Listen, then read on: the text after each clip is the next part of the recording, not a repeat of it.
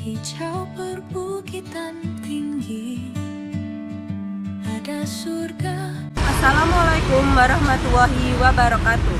Halo semuanya, perkenalkan nama saya Septika Putri Ratnaning Tias, mahasiswa Prodi Pendidikan IPA S1, Fakultas Matematika dan Ilmu Pengetahuan Alam Universitas Negeri Semarang. Di sini saya akan mengajak teman-teman untuk mengeksplorasi kearifan lokal yang ada di Kabupaten Boyolali, lebih tepatnya di wisata alam air terjun Gedung Goro. Di sini saya juga akan mengajak teman-teman untuk merekonstruksi kearifan lokal menjadi sains ilmiah pada pembelajaran IPA. Jangan lupa simak videonya ya.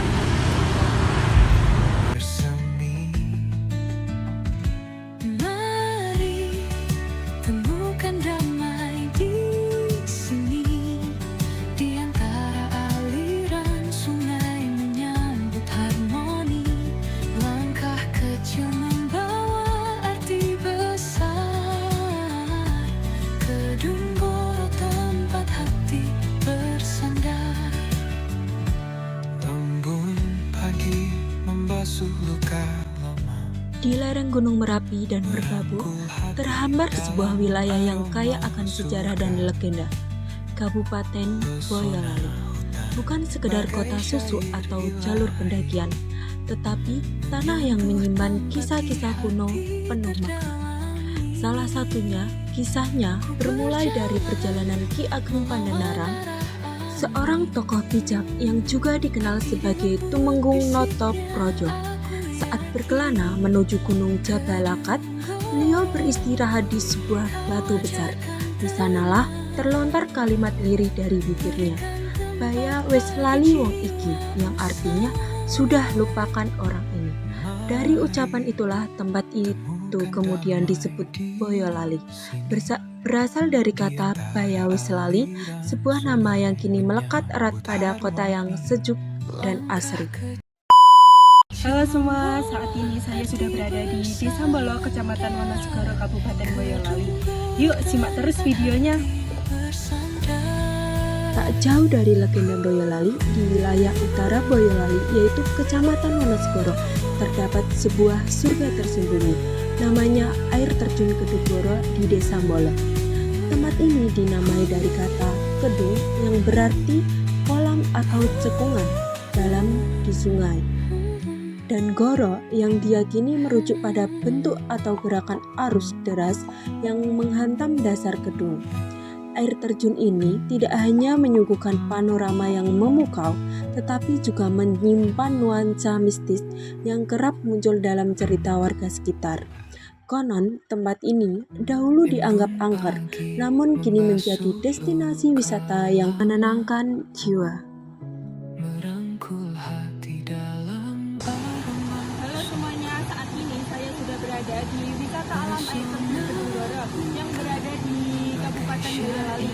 Saat ini saya sudah bersama narasumber kita yang akan memberikan informasi-informasi mengenai kearifan lokal yang ada di sekitar wisata alam air terjun Gedung Goro. Baik Bapak, bisa perkenalan terlebih dahulu nama, alamat, dan usia saat ini.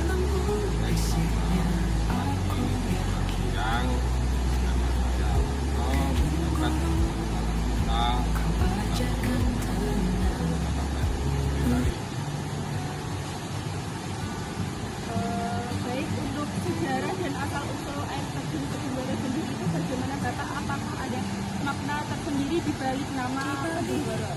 Ya, secara Gedung Goro keberadaan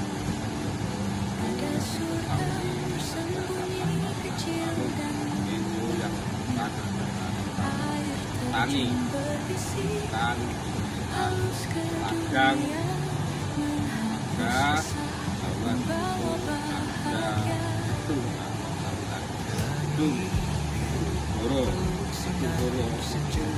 apa itu namanya? Karena itu merupakan tempat air. Dan karena tempat air ada dua, namanya Gedung Goro, artinya karena itu ada Goro, Gedung Goro, artinya ada dua. Apakah ada kisah-kisah tersendiri atau legenda maupun kisah-kisah yang masyarakat sekitar percayai? Ya, konon cerita bahwa Kedung Goro merupakan ada kaitannya dengan Kiai Jem, bahwa Kiai Jem itu adalah orang penyebar agama Islam di Kota Solo. Konon murid-murid dari Kiai Jem itu digembleng atau dimukamkan yang berlokasi di demikian. Berarti sampai saat ini mitos tersebut atau kepercayaan tersebut masih diterapkan sampai saat ini. Ya, betul karena itu masih dipercayai masyarakat sekitar. Untuk keterlibatan masyarakat sekitar dalam pengelolaan atau pemeliharaan wisata ini apakah masih tetap berlanjut atau Ya, di Kedung Goro ini adalah milik masyarakat dalam hal pengelolaan Kedung Goro, sementara ini pabrik juga sekitar artinya masyarakat sekitar Kedung Goro sangat terlibat dalam kegiatan wisata. bagaimana dampak keberadaan air terjun ini terhadap perekonomian warga sekitar desa Melo? Yang sementara dampak dari wisata Kedung Goro itu selatan, namun juga sangat bermanfaat di lingkungan Kedung Goro, usaha-usaha UMKM di Kota Kedung Goro, karena orang yang berkunjung ke Kedung Goro itu rata-rata untuk jajan dan kepentingan masyarakat. Di sini sekitar sini banyak sekali batuan-batuan yang beraneka ragam bentuknya, dari yang kecil sampai yang besar. Nah itu termasuk batuan apa saja Pak yang ada?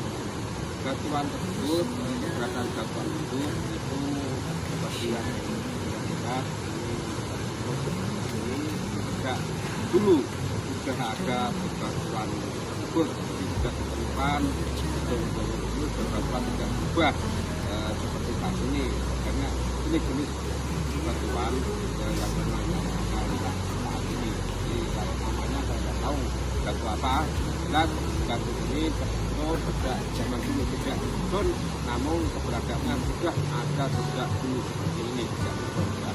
Berarti jika banjir ataupun ada kerusakan lingkungan, berarti tidak berpengaruh perbukitan Ya, banjir tetap ya, sedikitlah ada perubahan dulu kalau kita lihat agak terbentuk, namun sekarang sudah agak terbuka, jadi air pantulan ini airnya lewat dalam, artinya ada apa ya, sedikit lah perubahan pantulan batu ini, tidak terlalu besar karena ada banjir. Daun yang menari menghias pagi. Ya kan nggak ada ikan pager, ada lele, ada eneng lah, pager, lele, dan sebagainya, belut. terima kasih Bapak atas waktunya untuk memberikan informasi-informasi terkait kearifan lokal yang ada di wisata alam air terjun Kedung Goro. Semoga informasi-informasi ini dapat bermanfaat untuk kita semua. Pagi membasuh luka lama, merangkul hati dalam aroma surga, pesona hutan. Selanjutnya yaitu rekonstruksi sains ilmiah menurut STEM. Yang pertama ada sains pemanfaatan pohon jati di sekitar air terjun, di mana masyarakat sekitar air terjun memanfaatkan pohon jati untuk bahan bangunan, ukiran, dan kayu bakar. Nah, pohon jati ini dianggap sebagai tanaman yang kuat dan tahan lama, serta memiliki nilai ekonomi yang tinggi. Nah, pada sains ilmiahnya, pohon jati atau dikenal dengan Tectona grandis merupakan tumbuhan tropis dengan kayu keras berkualitas tinggi. Pohon jati sendiri tumbuh baik di daerah beriklim tropis dengan curah hujan sedang. Akar dari pohon jati membantu mencegah erosi di lereng sekitar air terjun. Klasifikasi dari pohon jati sendiri itu termasuk Kingdom Plantae, Subkingdom Tracheobinota, subdivisi Spermatophyta, divisi Magnoliphyta, kelas Magnoliopsida, subkelas Asteridae, ordo Lamellase, famili Verbenaceae, genus Tectona, spesies Tectona grandis. Melalui proses rekonstruksi sains ilmiah ini, kita dapat mengaji lebih dalam. Kayu jati ternyata kaya akan lignin dan silika, di mana dua komponen penting yang membuatnya tahan terhadap rayap dan belapukan. Hal ini bukan hanya kebetulan, tetapi fakta ilmiah yang mendukung adanya pemahaman lokal. Selanjutnya yaitu ada teknologi penerapan diesel atau pompa air untuk mengaliri air ke sawah warga, di mana air dialirkan ke sawah-sawah warga menggunakan diesel atau pompa air pada saat musim tanam padi yang memerlukan banyak air. Sains ilmiahnya, pompa diesel bekerja berdasarkan prinsip tekanan fluida dan gaya hisap dorong yang menjelaskan bagaimana air dapat berpindah dari tempat rendah dari sungai air terjun ke tempat yang lebih tinggi, sawah. Menurut penelitian yang dilakukan oleh Wulandari dan Hidayat 2021, penerapan teknologi lokal seperti pompa diesel ini dapat dijadikan media pembelajaran sains berbasis kontekstual yang mendekatkan peserta didik pada realitas sosialnya. Sementara itu, penelitian yang dilakukan oleh Rahmawati et al. 2018 menyebutkan bahwa teknologi lokal seperti ini menunjukkan integrasi antara sains modern dan budaya lokal yang menciptakan pemahaman yang lebih bermakna dalam pembelajaran sains, khususnya dalam pembelajaran IPA. Yang ketiga yaitu ada engineering, di mana pengelolaan sampah di sekitar air terjun Kedunggoro. Pengelolaan sampah di sekitar air terjun Kedunggoro melibatkan gotong royong warga sekitar, dan sampah organik dijadikan pupuk atau komposisi alami di sawah warga. Nah, sains ilmiahnya, pengelolaan sampah menjadi aspek yang sangat penting dalam menjaga kebersihan lingkungan, melindungi ekosistem air terjun dan pencemaran. Dan juga sampah organik mengalami dekomposisi oleh mikroorganisme, bakteri dan jamur yang menghasilkan kompos yang memperkaya unsur hara tanah. Menurut Fauzia et al. 2020, integrasi kearifan lokal seperti pengomposan tradisional dalam pembelajaran dan praktik teknik lingkungan dapat meningkatkan pemahaman masyarakat terhadap pentingnya pelestarian alam. Nah, sementara itu, penelitian yang dilakukan oleh Maulida dan Asnam 2019 menegaskan bahwa pendekatan berbasis etnosains ini dapat meningkatkan efektivitas pengelolaan sampah organik secara berkelanjutan. Yang terakhir yaitu matematis, di mana perekonomian warga dari aktivitas berjualan jajan di sekitar air terjun Kedunggoro, di mana warga menjual makanan dan minuman tradisional kepada wisatawan. Perhitungan untung rugi dilakukan secara sederhana berdasarkan pengalaman, di mana sains ilmiahnya warga menerapkan konsep dasar matematika seperti penjumlahan, pengurangan, perkalian, dan perbandingan, dan persentase dalam menghitung biaya produksi, keuntungan, dan perkiraan kebutuhan bahan. Menurut Setiawan dan Handayani 2020, penerapan matematika dalam kehidupan sehari-hari yang bersumber dari kearifan lokal dapat meningkatkan literasi numerasi masyarakat dan peserta didik dan mempermudahkan pembelajaran matematika di sekolah. Nah, hal ini juga sejalan dengan teori Realistic Mathematics Education atau RME oleh Freund dan Hall yang menekankan bahwa matematika seharusnya diajarkan dalam konteks nyata yang dekat dengan kehidupan peserta didik agar lebih bermakna.